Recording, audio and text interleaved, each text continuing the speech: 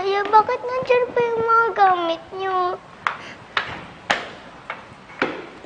Oh, magpaalam ka na sa kanya. Alis na siya. Yaya, Doris, sabi niyo po sa akin, hindi niyo ko iiwan. Alam mo, nak, kung ako lang ang masusunod, ayokong umalis. Kaya lang wala akong magagawa. Mami, huwag niyo po siyang paalisin. Bakit? Ano akala mo? Milyon-milyon ang iniwan ng ama mo? Hindi ka na buhay prinsesa ngayon. Sige na.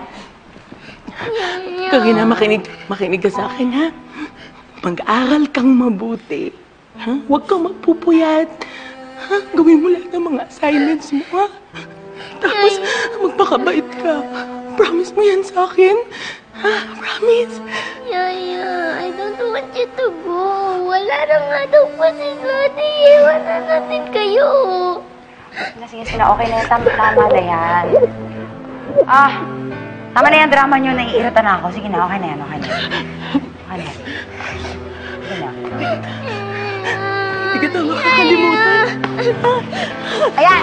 Umalis ka na! Ang kulit mo, grabe! Sige na. Yaya! Tumahimik ka na. Okay na yun. Okay na yan. Okay na yan. Yaya! Yaya! Yaya! Yaya! Tumahimik ka na. Ano ba? Ha? Ano?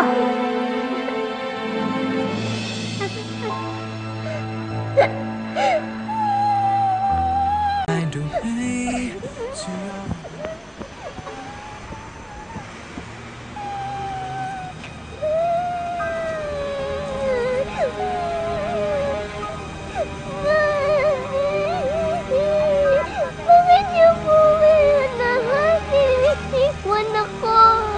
Sino na lang po ang kakampi ko?